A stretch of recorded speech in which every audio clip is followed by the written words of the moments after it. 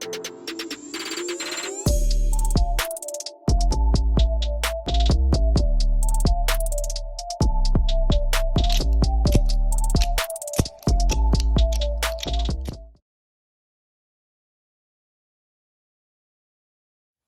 guys, Kev here, and I'm going to do my full review on the CKF Snafu 2.0.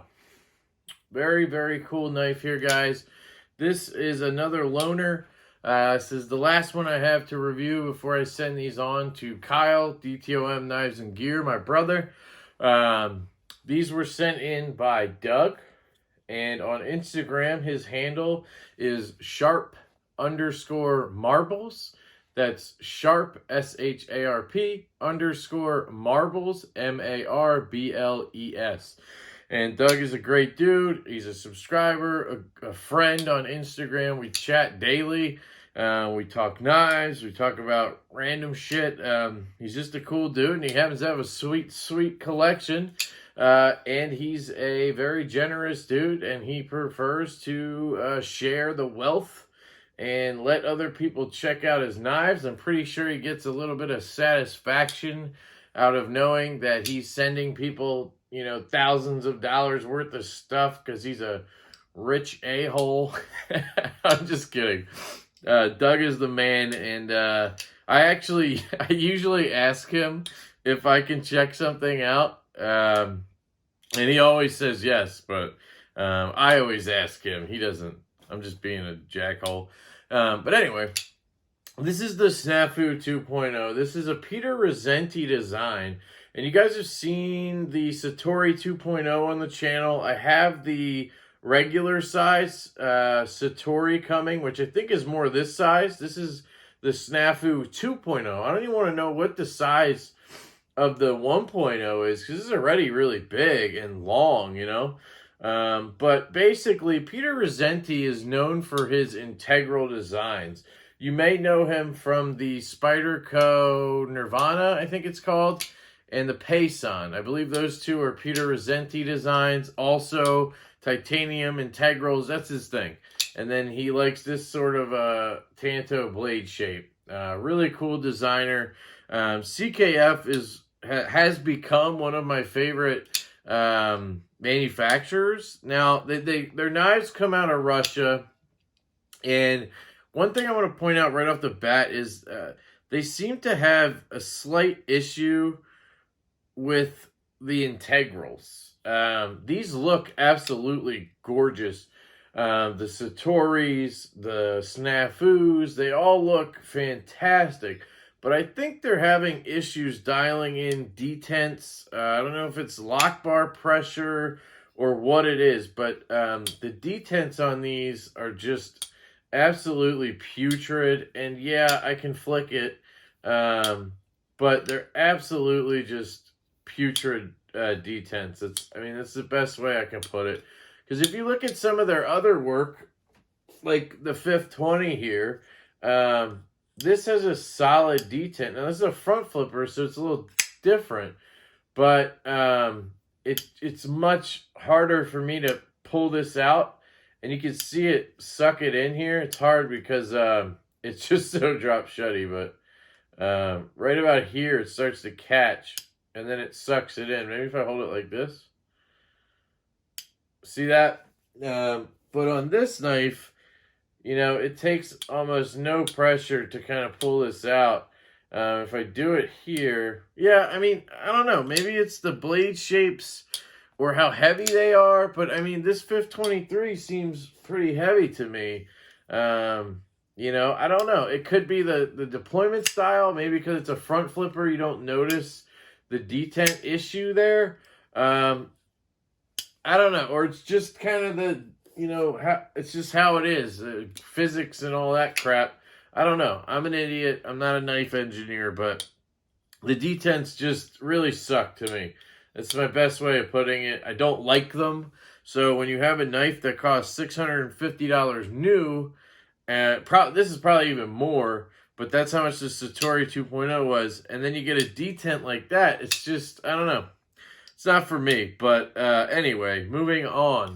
I just want to point that out. So aesthetically, you just have this really, really cool knife here, guys. I mean, absolutely gorgeously milled handle here. Again, it's an integral, which just looks cool. I mean, you have the classic Rosenti. This is actually a drop point. I'm sorry, did I say Tanto earlier? I guess I just assumed it was a Tanto because the Satori 2.0 was a Tanto. That's interesting. Huh. Wow. The mind plays tricks. This is a drop point, guys. Look at that. Or a clip point, perhaps you could call it. Very, very cool, though, nonetheless. Has a really nice grind here, which is like a stonewash finish. And then you have some satin on the flats there. Jimping up top here, which is relatively rough, actually. Not really something I prefer. You have some jimping back here that's useless. On the flipper tab, you don't have any.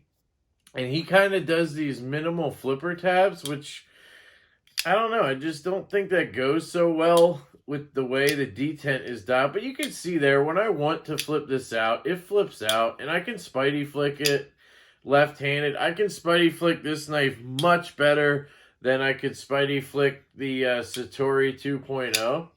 But I still have the issues where I get fingers in the way of blade stops or in the blade, or I touch the lock bar and then, you know, everything seizes up. But if I act like a man and I go to flick it, I can get it out, right? But I tend to pussyfoot when I deploy knives and stuff. There's just times where I'm sitting around, I'm being lazy, and I just want to kind of, you know, I just want to pull the flipper tab and have it deploy. And when a knife doesn't do that, it just kind of bothers me a little bit. Like, I could take a knife like the Holiday here. If I just deploy the knife, it shoots out and it locks up. That's just kind of what I expect from a knife. Here's an Impulse Mini. It just deploys. I don't have to do some huge concentration, you know? Yeah, anyway, so it's a cool blade. It has these blade stops up here. They can be used as thumb studs.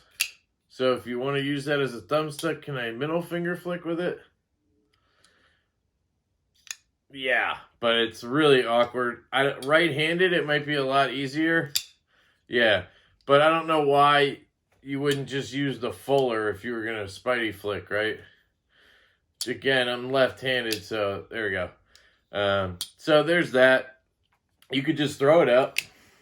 Real easy, because the detent sucks. Did I mention the detent sucks?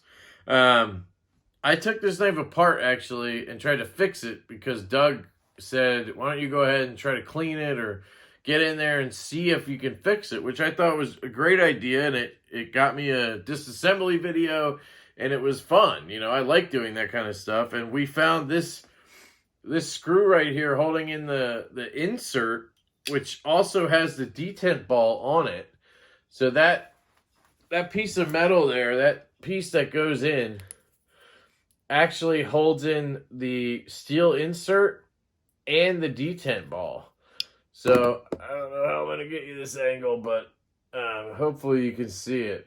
So it's kind of cool how it does that. And that was loose. So once I tightened that up, we actually had somewhat of a detent. Imagine it before, guys. This is already bad. And before it was like, it didn't even have a detent. It literally reminded me of this knife with the no detent system. I mean, look at this. It's not even an attempt at a knife. Like, it's pathetic. But anyway, we got it fixed up. So another thing I want to point out in the negative category here, guys, is this tip. That tip is actually going past, I think it's either going past or it's flush with the scale. I mean, if I just put my finger like this and drag, I feel the tip. If I went any deeper, I'd be cutting myself. I could probably pull the blade out that way. I'm not cut there. See, like, I mean, it's really close. I don't like that at all. I didn't even notice it, I'll be honest, until the beginning of this video when I was kind of just holding it and playing with it. And I kind of nicked myself a little bit on the end. So, is it an issue? Yes. Will you necessarily notice it? I don't know. I mean, it's so close. Now that I know it's there, it bothers me. So that's take that with whatever that's worth. So we've talked aesthetics. We've talked about the materials here, have we? Titanium M390. Sorry, guys, I'm all over the place on this one. We talked about the disassembly I did. We talked about a couple issues there. Ergos are very good on this knife. It's a very neutral. It doesn't look neutral, but in your hand, it feels neutral. It's just slightly stepped here. So you have plenty of room to fit whatever finger you want in whichever area. And it fits fine. It's a lot different than, say, finger grooves where they're smaller and it really depends on the size of your hand if it's going to work. But this works absolutely good. You could choke up here like this, and I would use it like that if this were my knife. But I certainly can see why somebody wouldn't want to go near this. It is very sharp right there. But I seem to be able to get in there fine. And I could do some cutting, but I could definitely see it being an issue. CKF does a very good job with their grinds. This looks to be a hollow grind. A very slight hollow grind on this one. But it's done very well. It comes down to a nice thin edge. They do a great job, guys. Made in Russia. I think I mentioned that. These were a pre-order only, I believe. And I think they made 300 of them. This is number 222. Now they're hard to get. I rarely see them on the secondary. They pop up now and again. They are an expensive knife. I would definitely assume this to be up near the $800 mark if you can find one, especially one with a Damascus clip and Damascus pivot collar, which, by the way, is absolutely gorgeous. I love that touch on this knife. It's a really sweet piece. Like, this is a cool knife to have in your collection, like Doug does, but I'm the kind of guy who wants to carry what he has, and if I don't carry it, I sell it. You guys see that from time to time. There's knives that I rave about in reviews, but then I sell them a month later, and that's because I did the review, and now they're just sitting in my case because I carry a lot of different knives for review, and I rarely carry my own, and when I do, I pick the select few, like the Impulse Mini, all the 5.5s. That's an exception. I have 4 of those and just carry the random one, but I carry them all. And that Satori just never got any love. So I just sold it. Or no, I traded it for the Mini Impulse here, which I'm absolutely in love with this knife. And I have the full size on the way, so have a little big brother, little brother situation there. But this is a cool knife. If you have the money, I definitely can recommend CKF. I cannot recommend this knife. I cannot recommend the Satori 2.0 or the Satori, at least as far as I am assuming it will be, just because of the way they do the detents on these integrals. It's just, for me personally, it's not acceptable to me, and therefore I cannot recommend it. You may not care, and you may love it, and that's great. But to me, this is a showpiece. It's a knife. It's something to look at. It's not a carryable EDC knife for me. So those are my thoughts on the Snafu 2.0 from Custom Knife Factory, or as my good buddy Kyle would call it, CFK. Just a fantastic offering again, but not for me. Stunning though. In person, this is a gorgeous freaking knife. And I'm going to be glad though to send it off to Kyle, and I want to see what he thinks, because this is definitely a Kyle knife. So it'll be good to get his input on that. You guys stay tuned for his video. I hope you have a fantastic day. I appreciate you listening to me rant and rave as usual, and I will catch you later.